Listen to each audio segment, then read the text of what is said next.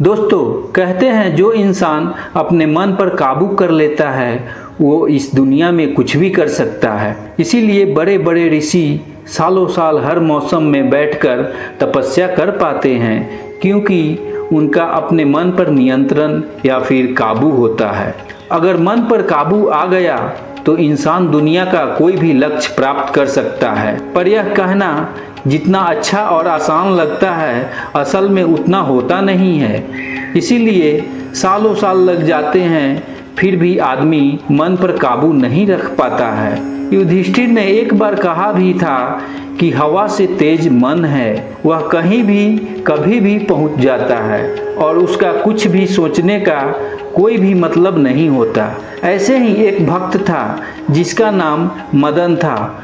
वह अपनी समस्या से परेशान था और वह कृष्ण के पास अपनी समस्या लेकर पहुंच गया और बोला, द्वारकाधीश, मैं अपनी जिंदगी में बहुत कुछ करना चाहता हूं, पर मेरा मन इतना चंचल है कि मैं कोई भी काम अनुशासन से कर ही नहीं पाता। मेरा खुद पर कोई काबू ही नहीं है। मैं करना कुछ चाहता हूं और मेरा मन मुझसे कुछ और ही करा लेता है। मैं अपने मन का एक तरह से गुलाम बन चुका हूं।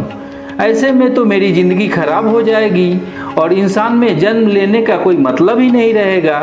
कुछ रास्ता दिखाइए प्रभु, नहीं तो मुझे पता नहीं कि मैं आगे क्या करूँगा।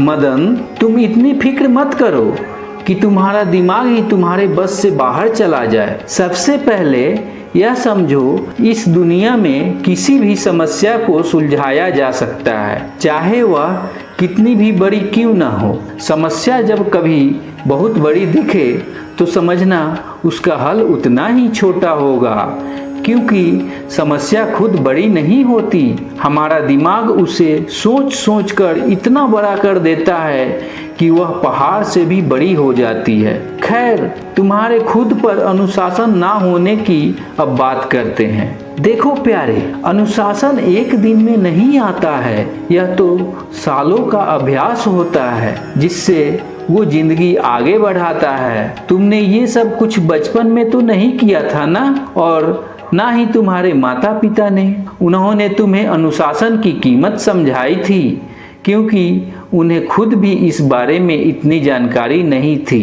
पर अब समय बदल गया है। आपको अनुशासन से लेकर हर तरह की जानकारी होनी चाहिए।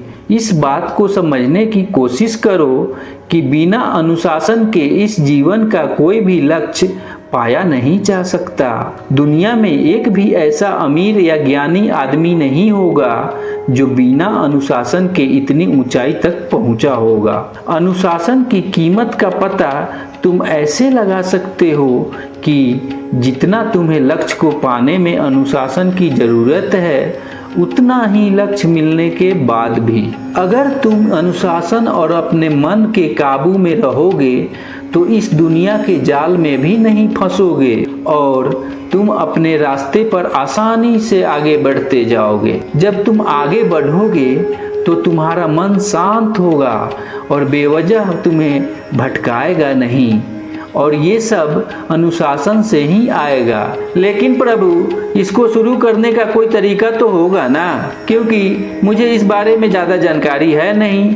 अगर आप मुझे इसका पूरी तरह से रास्ता बता देंगे तो बड़ी मेहरबानी होगी। भगवान श्री कृष्ण जानते थे कि मदन का परिवार इन सब बातों को लेकर बिल्कुल भी जानकार नहीं है और उन्हें अनुशासन जैसे शब्दों के बारे में भी पता नहीं है, क्योंकि वो पिछले कई पीढ़ियों से गरीबी का जीवन जी रहे हैं। भगवान कृष्ण ने आगे बताया, देखो प्यारे, अनुशासन में रहने का पहला नियम है खुद पर संयम। ये संयम कई तरह के हो सकते हैं, चाहे वह शारीरिक हो, मानसिक हो या फिर भावना के रूप में। प्रभु, मैं कुछ समझा नहीं, इन सब चीजों पर संयम से आपका क्या मतलब है? रुको प्यारे, मैं अच्छे से समझाता हूँ। मानसिक, शारीरिक और भावना पर संयम का मतलब है कि तुम्हें शुरुआत में अपने मन, विचार और कुछ कामों पर नियंत्रण रखना होगा। कोई भी काम अपने नियम और लक्ष्य से अलग मत करो। अपनी शक्ति सिर्फ लक्ष्य के लिए बचा कर रखो। जब तुम अपनी शक्ति को बचा कर रखोगे तो अपने लक्ष्य को आसानी से पाओगे और उसे पाने के लिए ज़रूरत की शक्ति भी तुम्हारे पास होगी। इसके अलावा दूसरा नियम है फैसला लेना और कसम खाना कि जो चाहते हो उसी रास्ते में आगे बढ़ोगे। अपने कसम और फैसले पर अडिग रहना। कोई कुछ भी कहे या कुछ भी करे, तुम्हें अपनी फैसले पर अडिग रहना होगा, नहीं तो तुम अपने लक्ष्य से बहुत दूर हो जाओगे। मन पर संयम रखने की शुरुआत तुम थोड़े से कर सकते हो।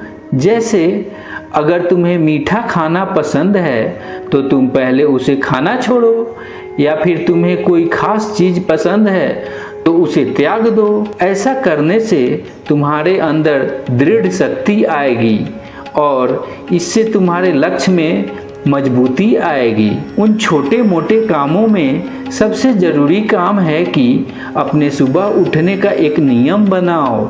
उठकर सबसे पहले अपने आप को समय दो।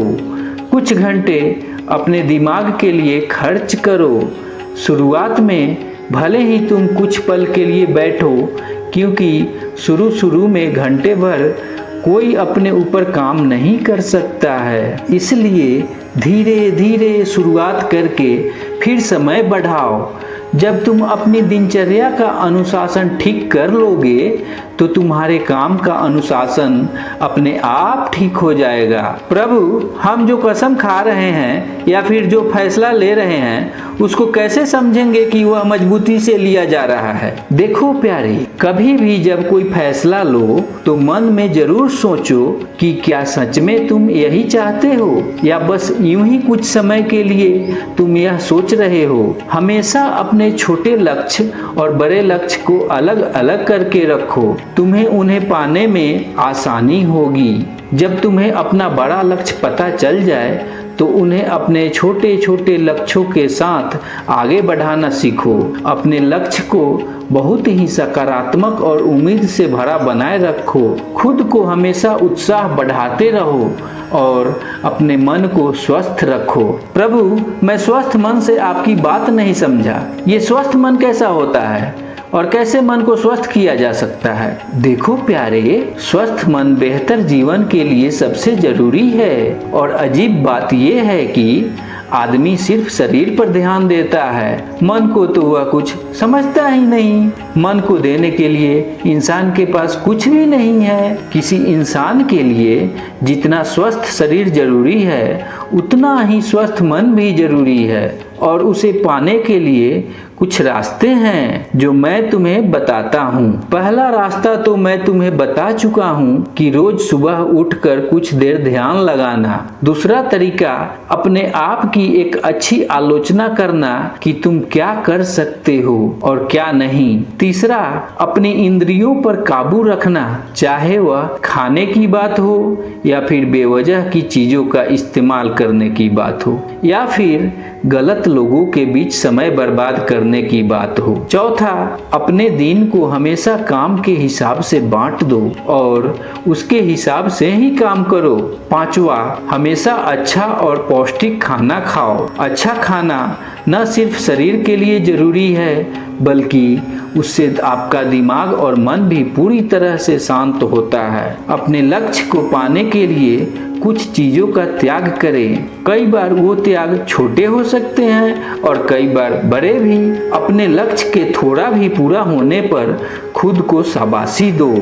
और आखिर में जो भी आप सोच रहे हैं या जो भी आप करना चाहते हैं उसे अपने सबसे अच्छे दोस्त जो आपकी बात समझते हैं उनसे इस बारे में बात करें। कई बार आप अपनी समस्या जब दोस्तों के साथ बांट लेते हैं तब काफ़ी हल्का महसूस करते हैं। और सबसे आखिर में इन सब कामों को हफ्ते में करने का एक नियम बनाओ और उसके बाद उसे पूरी तरह से कसम खाकर मानो और अपनाओ। अगर तुम इस हफ्ते में पूरा नहीं कर पाते हो तो फिर से शुरू करो। अगर लक्ष्य को पाना है तो बार बार इसे अपनाओ और पूरा करके ही दम लो। तो मदन, क्या तुम मेरी बातों को समझे? भगवान कृष्ण की बातों से मदन काफी कुछ समझ गया था और उसके चेहरे पर अब एक मीठी मुस्कान थी। वह भगवान कृष्ण को नमस्कार करके चला गया। दोस्तों, आजकल हम अपने आप को इतनी ज्यादा इज्जत देने लगे हैं कि अपने ही मन के गुलाम बन गए हैं। जो मन कहता है